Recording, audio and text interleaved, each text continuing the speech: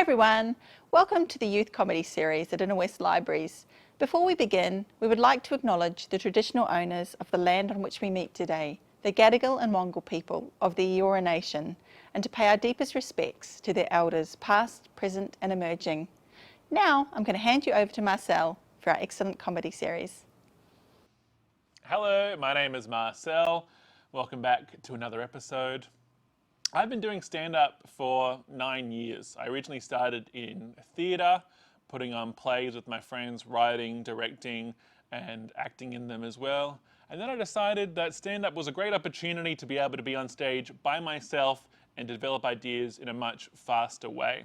It meant that with open mics, I could be working on an idea that week and present it that week and see what people thought of it. And then I could use that idea again, edit, refine, and really got a love for stand-up that way. Today we're going to be talking about first impressions. When you step out onto stage, the audience is already making their mind up about you, even before you've even made it to the microphone. And that's got to make a lot of people very nervous about stand-up.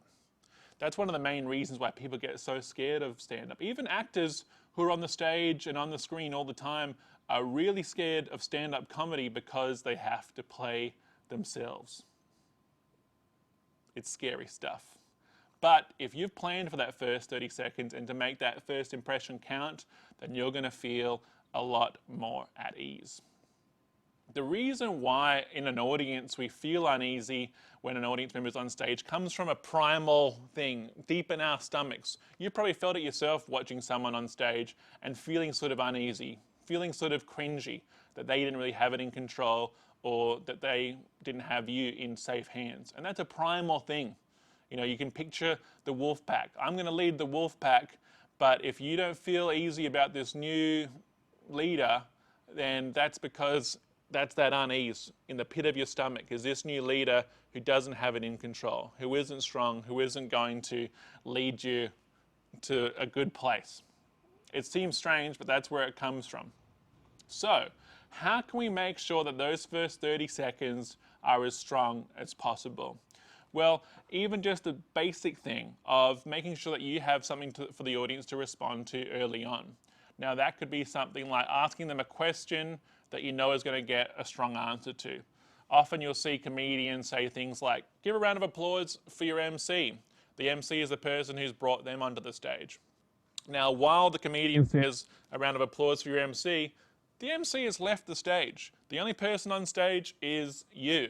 So that applause is actually your applause. It gives you a chance to collect your thoughts, catch your breath, and compose yourself. And you feel good because an audience has just given you a round of applause pretty much for nothing.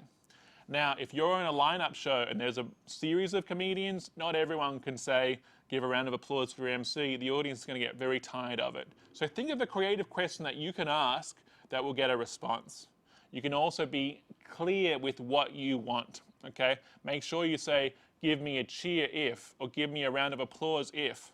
Because generally speaking, Australian audiences don't really know how to respond. So if you just said a basic question like, who's looking forward to the weekend? Australian audiences will generally give you a mix of hands up, cheers, applause, and it would just sound sort of messy.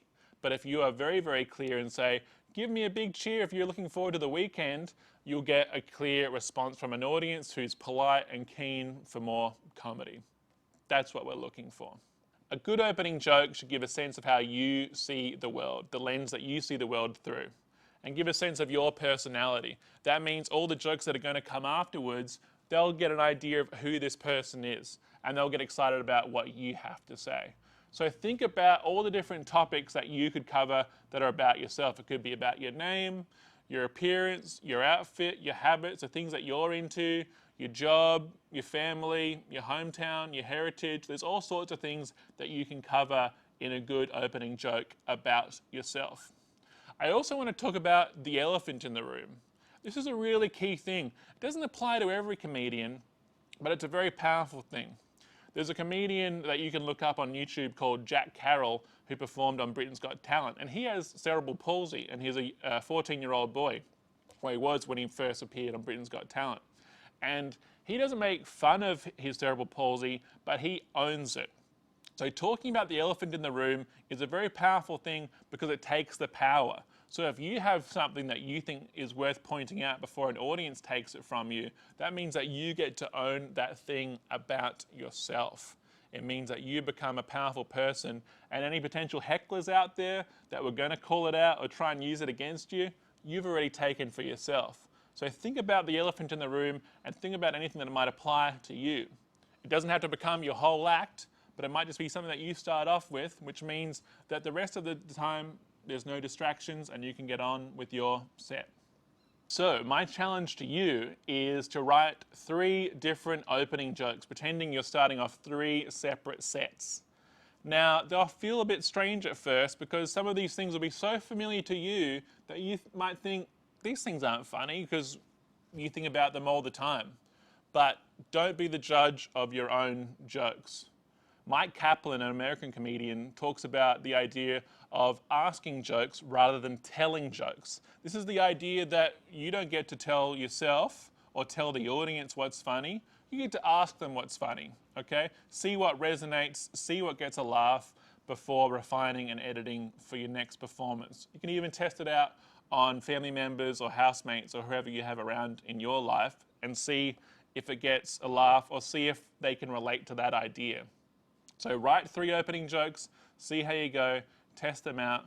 Good luck, and we'll see you next time.